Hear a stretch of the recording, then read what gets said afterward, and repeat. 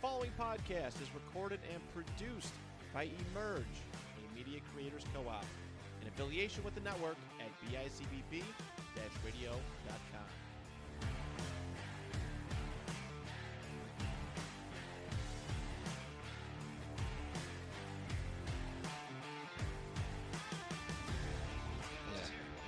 Oh, yeah. It comes with the cane drop. Shadow boxing.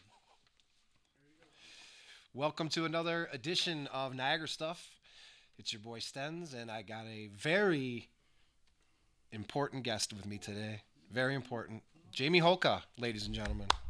Well, important, but not that For our first annual Christmas special, we've got Jamie. Is this the first one? Yeah. Okay. Just because it's near Christmas and it's the, First. Okay. Yeah. We did one years ago. Yeah, that was, that was Was just it the in hub? general. Yeah, that was for That was at just the a hub. Christmas little Yeah. jam. Yeah. That was probably 10 years ago now. Believe Yeah. it or not. Yep. Crazy. Jeez. Niagara Hub. Yeah. Man, that's where it all happened. And now those were the good old days, 10 years ago. Wow. Yeah. So welcome. Tell Thanks, me, man. catch Thank me you. up a little bit on what's new, what's shaking in your world. I mean, nothing changes drastically. I mean, I play, a couple hundred gigs a year. That's been going like that for a long time. But I got an album coming out. I got to record with, when I was like 14 years old, me and my buddy Carl, we were Richie Blackmore, Deep Purple fans. Blackmore left Deep Purple and formed a band called Rainbow. Ronnie Dio, Man on Silver Mountain, all that. But that band had many incarnations with the lineups. And the guy that replaced the original drummer, there was a drummer on the first album, but didn't end up being the touring guy. A guy named Cozy Powell became the drummer. Cozy played with Jeff Beck and all the, he's a British cat. Ended up with Sabbath, and he was, huge career. Anyway, when he left Rainbow, a guy named Bobby Rondinelli replaced him. Italian dude from Brooklyn. You sound like Niagara Falls guys. Very out there. much. It's a trip. So we caught, we watched an MTV when they had music. I don't remember at all. All the kids are like, wait, what? Every Saturday night was a live, concert that they would show. Unbelievable. So the one Saturday night, it was Rainbow, the Straight Between the Eyes tour. It was like, I think Straight Between the Eyes was about 1982, but by the time we saw it was like 84 or whatever. We were like 13 years old or something like that. And we see this drummer who was like just amazing. We were blown away. We're like, who's this Bobby Rondinelli guy? And of course we loved it because he was, real super Italian. And so we just became like Bobby Rondinelli fans, and we, it's kind of an obscure thing, but when you're musicians, you key in on that Right. kind of stuff. Anyway. Like someone will know every name you just named. Someone Right. will know that. Yeah, that is, for right? sure. For Yeah. sure. These are all kind of, in that realm. Yeah. But it was just really weird because fast forward all these years, 40 years almost. Right. Crazy. I had been in that band Captain Beyond, and so I had become friends with a guy named Colin Hart. Colin was the road manager for Rainbow. So I became friends with him, so I gave him a call because I had just been curious, and I was poking around on the interweb there on YouTube, and I looked up what Bobby Rondinelli was up to these days because it had been a while since I really, saw anything or heard anything.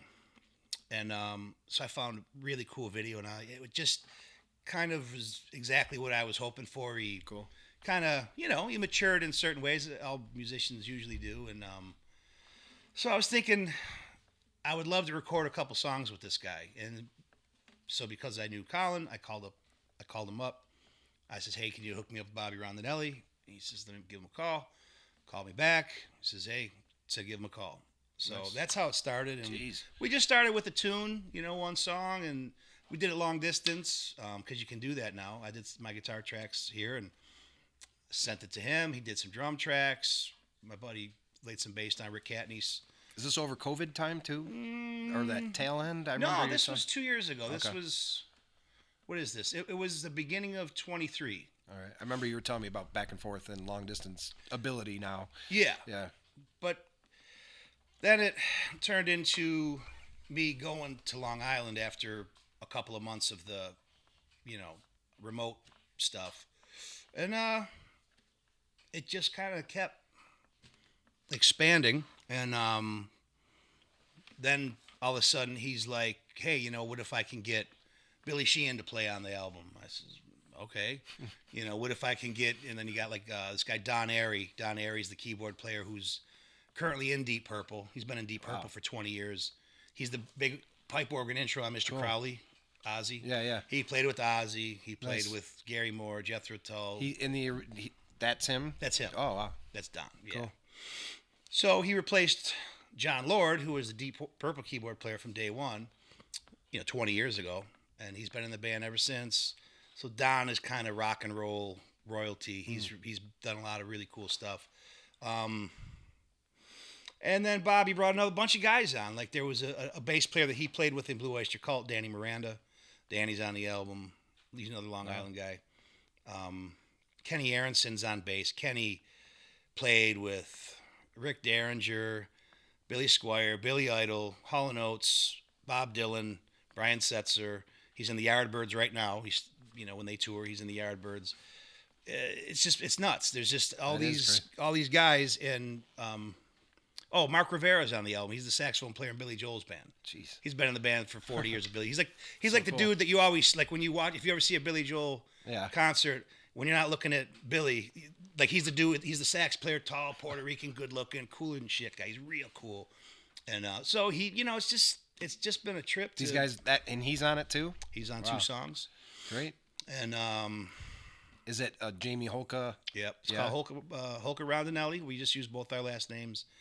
We just finished it, and now we're doing we're getting ready to get it, streaming, get some pre-sales going. We're going to do some vinyl. We're doing vinyl. We're going to do some CDs. That's awesome. We're going to do, everything else that they do now, which, Spotify. I know a little bit of it because my solo stuff's on that, and I make like $100 every 3 years off of it. That's with every 3 years, Rich. I understand the book that I did. I can order a pizza every year. Every year, much. You get a little royalty check. That's cool. It's funny. Hey, listen. No, it's not. I mean, it's awesome. It's it's just it's a resume. It's called mailbox money.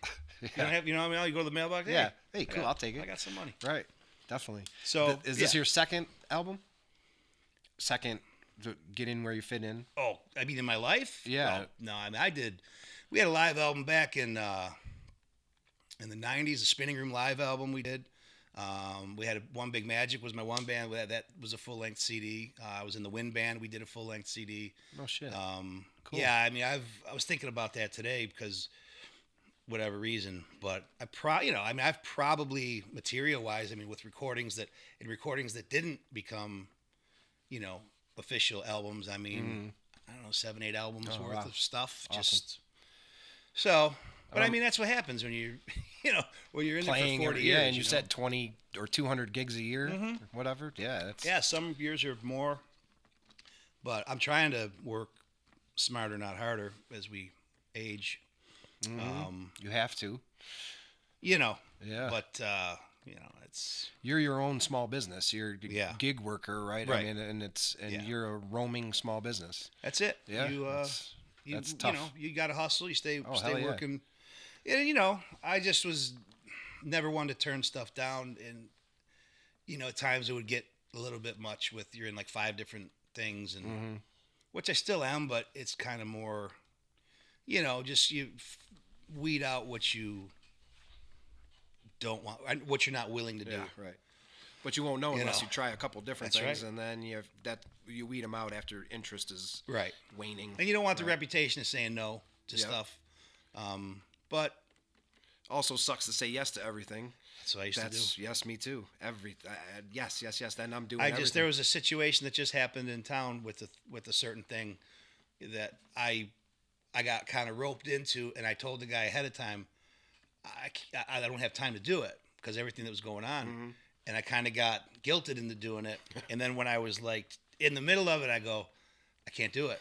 But what I do is I find someone else that can replace me. I never stick, I don't stick anybody. Yeah. Hey man, I got a guy, he can do it. But I just wish, like if I say I can't do it, I really can't do it, but Right. If you can't, you can't. You can't. Not just bullshitting, but like I said, 20 years ago, I did everything. yeah. 10 years ago, I did everything. It's just if you start getting burned out. I mean, Yeah. this business you can get burned out on several levels. Right. And Plus, you were telling me too about the nightlife, because most of it is nightlife. It's easy to get burned out quick, get fucked up, burned out, and like you can't live like that. That's how these rockers are spent in their early 30s. well, those guys do real drugs. You know what I mean? Yeah. Me was always drinking. These guys though that do the Right. and I've heard from working with who I'm working with now. I've heard some unbelievable stories. But as a matter of fact, Bobby Rondinelli, the drummer, so he was okay. So he was in Rainbow, but when he got the gig in Rainbow, he was up. It was down to him and Eric Carr to replace Peter Criss and Kiss. So he almost ended up in Kiss. Wow. But at the same time, Blackmore got a hold of him, and he said it worked out because he would have rather have played with Blackmore, and Kiss picked Eric Carr anyway. But it got down to he was down to the last two guys, and he said the best was walking in for his final audition with Kiss, and Ace Frehley wasn't there. I'm like, where's Ace, man? Where's Ace? He'll be here. He says Ace shows up 3 hours late, fucked up. And he says, Ace, where were you? And he goes, I took 4 Valium, and they didn't do shit. so they 10 hours ago. Yeah, he propped him up on a chair. Wow. And gave him his Les Paul. Anyway, so yeah, Bobby played with Rainbow. Then he ended up being the drummer on Rock You Like a Hurricane, that whole Scorpions album. 3 Rainbow albums, a Scorpions album, a Quiet Riot album. He was in Black Sabbath for 3 years. He's on a Black Sabbath album, 3 Blue Oyster Cult albums. Wow. Leslie West, Mountain, Mississippi Queen. He was Leslie's last drummer for the last 10 years of Leslie's life. So that's his, resume. It's nuts, dude. It's crazy. And so there's some of the stories. I mean, oh, I'm sure. I'm a bar player. The this things guy, you must have seen. Just how many years now playing? Gig. Yeah. I mean, I started in 90, 91. Wow. Yeah. I never stopped. That's the thing, man. Like I never took a break. I never. Right. I'm gonna get a job. That's what I was gonna say. You never gave it up and went back after 2-3 years or something like that. Never. Yeah. I never did. I just never. And that's why you're now making albums, and that's why I get deeper in it than. That's why I've made hundreds of dollars. Right. It's your get rich slow scheme. Yeah, is in full effect. It's catching on. People they ask me. I'm following something very very similar. How do I make money similar. real slow? Yeah. Right. We don't want to make fast money. We want to make it real slow. Real slow. Right. Where you almost want to give up, but you just keep on hanging on there for a couple pennies more. Well, yeah. Again, if you're gonna do it, you do it. Yeah. If you're like it's like anything though. You can't be. You love it. You can't be wishy-washy though. It don't matter what you do. Right. If you're gonna be, but people get into it and they expect, things to go. Oh, right off the bat. Go well. Yeah. And it's like, well, it's a battle. If you don't like disappointment, definitely don't play music for a living. Yeah. But what about? Have you ever had any like Blues Brothers incidents, like with the rawhide with the chicken wire in the front, like any of those kind of bars playing at? The term "hell bent for leather"? The Judas Priest song. Not really. Hell bent for leather. That comes from the rawhide outro theme. Oh, really? Through rain and wind and weather, hell bent for leather. Wishing my gal was by my side. Huh. We'll hit him out. And you love the little throwback trivias, definitely. Yes. Yes. I don't like anything modern. I don't like. I still watch Three's Company. Oh, hell yeah. And right. And rawhide. My son's name is Jack Tripper. No. But Barney Rubble, what an actor. Oh yeah. Right. What we say? Things like. Oh God. I mean. What's a bar like that around here anyway? Is there something like that? Like Wagon Wheel? That's what I would think. Yeah, I mean they could all become that on any given night. Yeah. Just a couple weeks ago, me and Bruce were playing, and in this individual female, she asked us to play some Ozzy, so we did. But Bruce sings Ozzy kind of in Bruce's way, which is kind of like Barry White. Barry White sings Ozzy, and so this female comes up. And she's screaming at him to sing it right, like while we're playing it, and she's right in his face, Oh, jeez. And later he told me, he goes, you know what her breath smelled like? He goes, it's like when you first open up a can of soup. That smell. He's just like, And she was right on him, and then she turned around and to prove what an Ozzy fan she was, she pulled her pants half down, and like the tramp stamp said Ozzy. Oh, great. She had knuckle tattoos. Yeah, Ozzy. yeah. And it's like, this is somebody's daughter. Yeah. With And the soup breath. Soup breath, Campbell soup. Sorry to hear. I don't know if it was tomato or chicken noodle. Minestrone. Right, now that's Italian. We're getting into that. So it could anything. You just don't know. You roll with it too. Well, you got yeah. You must have had some pretty crazy nights, though. I can imagine. Yeah. What's one of in your brain? What's one of your biggest rock star, quote unquote, rock star moments? Well, I mean, tour with Captain Beyond was pretty cool. I mean, that was those were. I mean, the Captain Beyond had a weird underground cult following, And Bobby, the drummer, I mean, he played with Johnny Winter when he was 19. He's on the Johnny Winter and live album. Rick Derringer was the second guitar player in that band. And so playing, with that group, I mean, we'd go all over the country and there'd be, people waiting with albums that Bobby played on for autographs. And I mean, it was cool for us because we were just doing what we always did. But he, you realize he's the drummer. He was the drummer on when Rick Derringer did Rock and Roll Hoochie Coo, that album, All American Boy. Bobby's the drummer on that album. So I mean, that was, I mean, Steve Miller too, right? Didn't you open for him? Oh, Steve. Oh, opening. I've opened for Steve Miller, Todd Rundgren, Mike McDonald, Hart, Boston. These are all at Art Park, or those were Art Park gigs. I used to do a lot of Trough openers. Todd Rundgren was at the Trough. He was like my hero. So I was gonna say you must have met some heroes of yours. Oh yeah, I mean, I opened for a guy named Alan Holdsworth, who people won't know, but he's like a jazz fusion legend. That was cool. Robert Cray, the blues cat. Who else was there that I opened for? I used to open up for the guy from Zappa a lot. His name was the singer. I'm gonna forget it. He was on from the Joe. Ike Willis. Ike was he came on like Joe's Garage, and he had a band that would. I mean, he would always have Zappa alumni in the band. Because Zappa had lots of band members through the years, and so like I opened up for them a couple times. I got to know him a little bit. He was real cool. I mean, there's a lot of big those crowds. Oh yeah, man, Yeah. sure. I mean, they're not there to see me, But still, but you got to hold your own. you're getting them ready. Yeah, Yeah, that's awesome. You're selling drinks. That's what Right. the extra hour of drink sales when the opening band's playing. But yeah, I mean, the guitar competition in 2006 was cool. That was What about the Christmas parties at the bakery and bakery Nifty at 50s? Sten's TV bakery parties. Those were fun though. Cobans, I remember. Those, one of yeah, Cobans. Cobans, yeah. Yeah. And then this has been brought up in the last 3 episodes on here, but did you know the bakery closed? Did it? Yes, I didn't know that either. I said I'm trying to get back in the loop, and there's things I just didn't know, and the bakery's done. I guess. Where's all the phones? I wonder. I bought one. Did Well, you? before they closed, they were selling them, and I did get one. Damn. Yeah. Is it here? No, but it will be. I'll bring it in. Yeah. I could put it in on the shelf. That was behind me. I mean, that must have been cool in like the 80s. And, Yeah.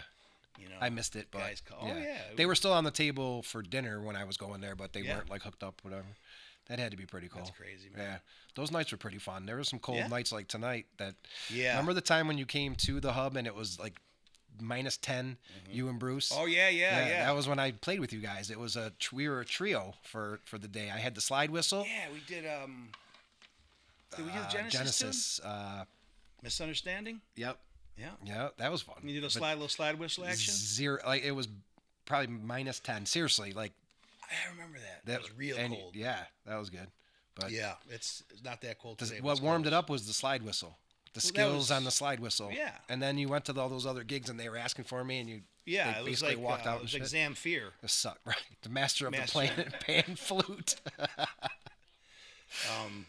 Nice. I assumed he was the master of the pan flute because nobody else plays it. There's really Right. there's no record of anybody else I've playing never, one. I guess So he must be the master. he was also pretty skilled on a skin flute as well. Well, Possibly. I don't know. it goes hand in hand. I guess so. Hand Right. in hand. Double fisting. Double fisted, yeah, if you're lucky.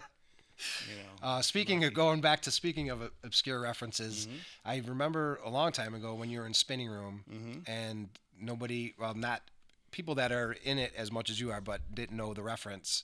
Chicago, right? Is it? Oh yeah. Yeah. Feeling like And that's where it came out of from, sleep, right? Spinning Room is sinking deep. Yeah, I remember that. I was taking a leak in Debbie's. Remember Debbie's, the bar on 72nd? Wow. And Yes. that was on the jukebox. And we were trying to think of the name for the band. And so, when you're taking a leak and there's nobody in there, you can really, concentrate on your life. Things come. It's like a shower. Things come on pop your up life. in your head. And, Yeah. and so I just heard the jukebox very clearly, and I heard that line. And I said, Spinning Room. That's a cool name. Yeah, that was cool.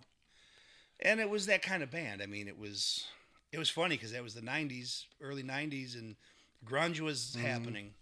And we were like trying to be a psychedelic band. Yeah. Nothing to do with what was happening, And I think that's always what I did was not. I mean, sometimes you do whatever to make money, but I don't, I never cared what was happening. It's Right. like, because it just never seemed useful to chase what was going on, because let's say you do finally get a handle on it, then something Yeah, I else was gonna is say already it'll happening. change overnight, and So Right. so it was, but that was the idea behind, and we used to wear like, bell bottoms and platform Yeah. shoes, and yeah, I remember that. that was like 92, 93. Like I said, it was so opposite. All dudes Yeah. were wearing like combat Flannels boots and flannels, yeah, and right. Yep. we Army looked- jackets. And, Yeah. Yep. yeah, we were like, it was. That was a way cool out there. twist in music for that period, Yeah, I mean, it's not like it hadn't been done. It just wasn't being done then. And still, it's blended in now with things still, but Yep. not. It always, I mean, it'll always. But yeah, now anything goes. It's weird. Like it's, if you're good at it, you can really do anything. I mean, Lenny Kravitz was sort of kind of, Yeah. like that, but yeah. I mean, you can't. There's no way to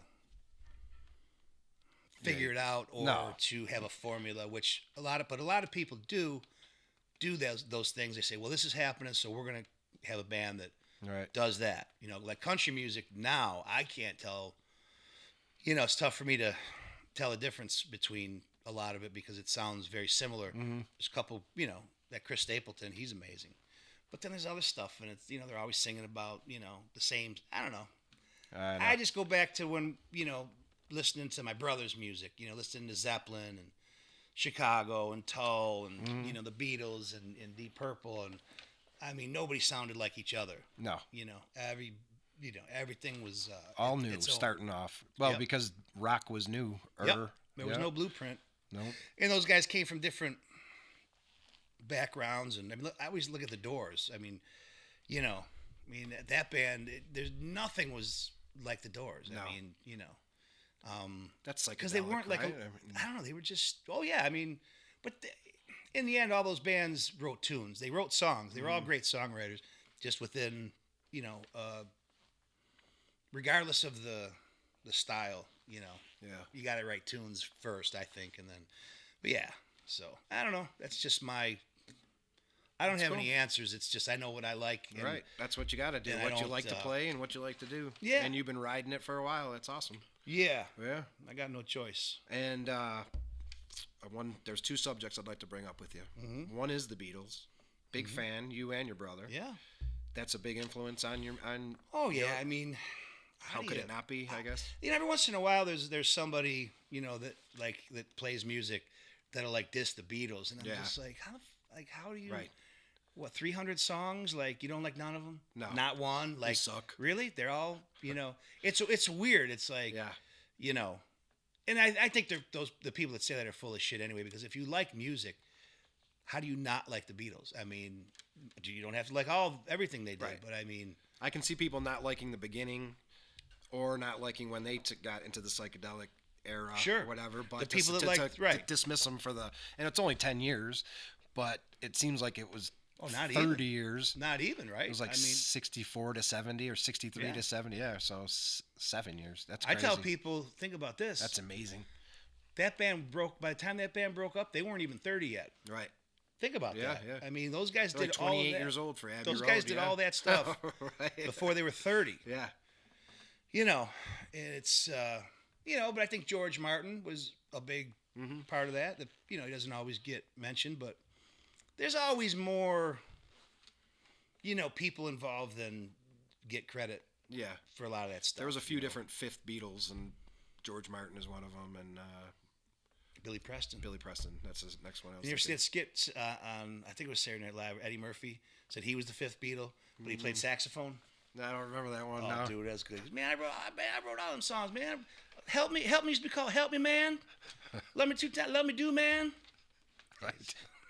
Then they play a Beatles too, they just play the sax blowing. Yeah. I just watched a thing today with Richard Pryor playing saxophone with Willie Nelson. Really? And he's got one of those fake hats on with the dreads in it, but he's really playing, and he's really good. And it had to say in the description that it's not fake, but it was. He was like backing up Willie Nelson. It was pretty cool. Well, that's the other thing too. A guy gets famous as a comedian, or gets famous as an actor, but then you find out he can play, or he can dance, or he can, Yeah, they're good actors. Those guys back then, they had to be multi-talented, I mean, Richard Pryor wasn't going to make it because he was good looking or, fit a certain, those guys were amazing. Look like Sammy Davis Jr. I mean, that guy could do everything. Oh, yeah. He could do everything, Yep. And my other subject I want to bring up with you is The Big Lebowski. yes. That's one that we can go back and forth for hours. Just as God made me, sir. When we hang out, and you see behind me, I mean, it's just like your opinion, man. Your opinion, man. There's always a quote of some way that fits in perfectly, and if you and I are out, bump into each other, we'll do it for 10 minutes, and then all right, man, see you next time. I like when the nihilist guys we'll cut off your Johnson, and then when when Walter's talking later, he's like, dude, they were threatening castration. Like just those things that the royal we. Right, the whole movie is like where to and then when they got the ringer, it's supposed to be the $1 million, but it's the ringer, the whites. The whites. And the dudes on the dirt bikes all take off because they and he's like, no, here's the real one, man, here's the real, and they're just watching the guys, right? And what does Walter say? Fuck it, dude. Let's go bowling. All right. And so then they're walking in the bowling alley, and he's like, man, they're gonna kill that poor woman, man. He goes, we should have gave him the real. He goes, they're gonna kill that poor woman. He goes, they're gonna kill that poor woman. And I don't know, just Walter Sobchak. Yeah. Oh, that's awesome. awesome. The one part of that movie, they actually do pick him up in front of his place of business, which that took me like about 10 times a while, to notice that he actually, because everybody's wondering. I mean, really, is this guy work somewhere? Yeah, good insight there. Good catch. I don't know. Well, just I love it. That's just, I love it. Yeah, it's not good watching that with other because you know it now. You know every I line. just I don't say anything. I let them enjoy it. But See, then sometimes they'll like, I don't know. I don't like that movie. Like, really? All right. It's got a little bit of everything in there. Maybe the first the first watch, you don't quite. And then I thought some movies. It seems like there's been some movies since that are Coen brother-esque. Yeah. Like Napoleon Dynamite. Yeah. Seems like it could have been that. Yeah. That was a good one. There's another one I saw. I was like, man, this is like a Coen brother. They kind of copy that, just like Tarantino movies. Yeah. After Pulp Fiction, every movie was like that, where they cut back and forth, went back in time, forward. I like The Big Lebowski when he's mixing the drink. Jackie Treehorn. Where he was, I think it was there. Oh no! Where they didn't actually have milk, so he was using like coffee creamer, like the powdered stuff. Right. He's mixing this shit. That's Which one was that? That was at her house, I think. Maud? At Maud's house, I think. He's making himself. Or maybe when he went to meet the nihilists, when they were. Yeah. They believe the one guy was laughing. He said. Cleft asshole. Cleft asshole. Yeah, he's got a cleft asshole. Yeah, that Yes. was. Yeah, that's a good one. Good. So we always vibe on that because I Yeah. can always It's. I can always rely on you for a couple zingers when we're out. Yeah, Yeah. I like. I mean, the whole thing. It's really. You know what else is really cool about that movie is that Kenny Rogers tune. Yep. Just stopped in to see what condition my Fifth condition Dimension was in. is that? Dimension. Yeah. I never even knew that he was in a. Nope, that's I the never man. followed. I think Islands in the Stream. Yeah. Speaking of psychedelic, that was a psychedelic band, right? Yeah, oh, yeah. Kenny Rogers. Yeah. Then it got to the point before he passed away, he looked like an Asian woman. Yeah. That was bad. Well, that's in now. Yeah, I guess so. When the fillers and Botox and It's getting weird. It is getting weird. Yeah, you see these like when the dudes do it, like Right. Yep. I don't know, man. I like to see like it used to be cool when guys got like old and just rugged, beat up. Yeah. I mean, can you imagine Dangerfield or something? Right, with his face all straight. Dude, come on.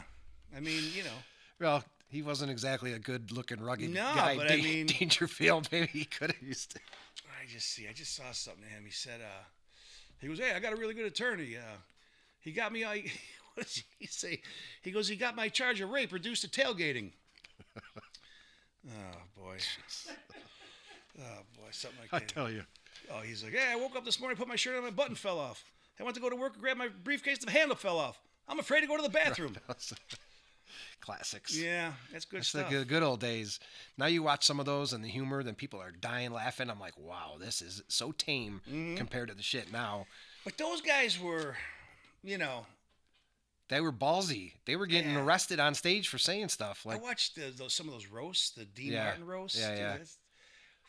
Man, those dudes, like Dean Martin, when he would host those shows, man, he was hammered. they're getting ripped. Chain Yeah, smoking, he's drunker and shit. right. You know what I looked up? I look up weird movie stars or actors, like just to see like an interview of them to see what they were really like. Right, yeah, I do that too. Don't ask me why. I looked up. I think her name was LaWanda Page. Oh, that's Aunt Esther. Aunt Esther. Yeah, Aunt Esther. And she was like this soft spoken. Yeah. Well, that's like you saying that you don't know that people are artists or piano players and that because Right. they're playing a drunk on TV, Right. and then you find out that he's an author or a teacher or something. You know what I mean? Right. And that's it's pretty cool. Yeah, they're good at acting. So You're right. you know, Yep. once in a while, like someone is kind of Yeah. like they are, But Yep. LaWanda Page. LaWanda Page, I think that's her Right. name, right? We got into Rich and I got into a discussion the one podcast that we were doing, and it was about Robert Urich Yeah. and Was it James Vegas? Gardner. Was it? Yeah. And James Gardner, and we were talking and Rockford File? Rockford Files. Yep. I was watching Spencer for Hire this morning for on, Hire, yeah. on Talking about Amazon. Hawk. Remember on that? Amazon Yeah. Prime. Yeah. Wow. Yeah, Robert Year. That was Robert Year. Right. Right. Okay. Yep. Wow. And we were laughing, and I'm saying, okay, well, there's more people are turning off their, I can't say radio, whatever, but they're hitting pause on their podcast because they're like, what are these guys talking about? Robert Urich was on the original SWAT show. SWAT. I used to have the 45 of that theme song. I I think I had through a garage sale or something a lunchbox, SWAT lunchbox. I used to buy 45. I bought the Rocky album, the whole album of the Rocky yeah. original Rocky movie. That's a good album. And the one song when he's running is to get you nice and pumped up in the it's, morning. Drink your What was raw his name? eggs. That composer, Conti was his last name. Bob Conti, Robert. Conti? I think it's Bob Conti. Yeah, good stuff, man. Yeah. And then that's Rocky's brother singing in the with the guys Oh, Frank Stallone on the street, Yeah, with yeah. the garbage can. Oh no, I didn't know that. take you back. I'm pretty sure there's a scene in that movie, the first Rocky, where there's a guy playing, and it's the guy. I think it's Bobby Previtt from Niagara Falls. Bobby Previtt's in drummer. That. Yeah, I think he's in that. He's in that movie. There's a scene. Wow. There's a scene where there's a band playing. Bobby's is in there. It's crazy, man. Yeah. Good stuff. That's crazy. Speaking of Botox and filler, Stallone now. Have you seen him? Yeah. My girlfriend says that he's got a ton of plastic surgery, and I say, I don't know. I think he's just beat up and just old, but... It's like Mickey Rourke. Yeah. Oh, jeez. That doesn't even look like him. I mean, Sylvester Stallone's getting to be 80 years old, so I... He's like 77. Yeah, I don't... Like that. I can't tell on him whether that... It's hard to say, man. But Mickey Rourke is another person entirely. That's a good example of someone that definitely fucked their face up. I don't know, Jeez, man. Why?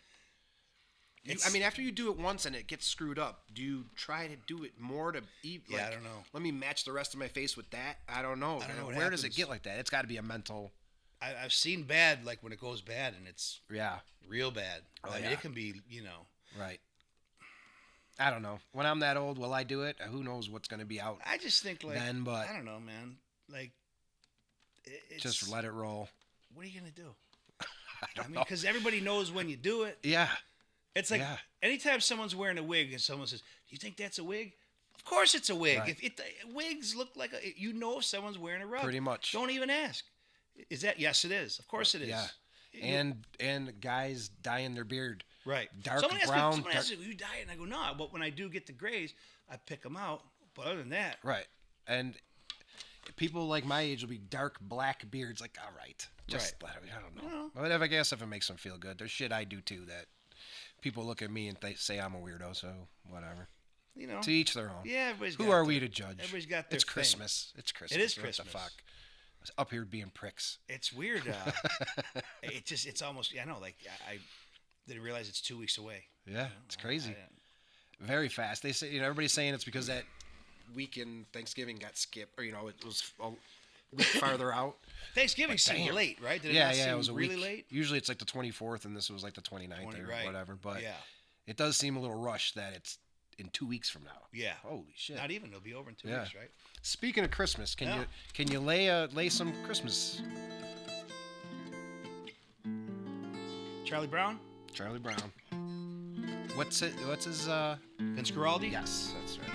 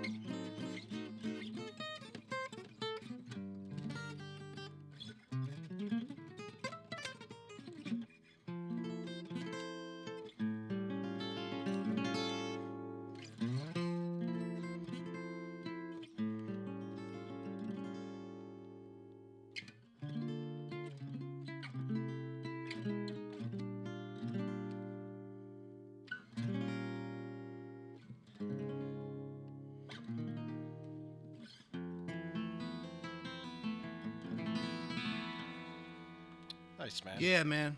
Very It's cool. weird. Thank you. It's pizza delivery. Got a dude. I don't know. I didn't even know anybody was back there. That's all right. Cool. Do you ever Do I get pissed? practice those songs all year long? No, I don't. No, but I was gonna say, do you ever get pissed off and like just need to play the guitar? Like I could see like calming myself down if I knew how to play. I mean, I sit around and play at home all the time. I mean, just working on stuff I can't do, and I just always, it was just something I always did. So it's, yeah. Because that sounds like It's therapy, I'm sure. Yeah, yeah. It sounds People like have said it, but I never thought about it till they said it, and it probably is true.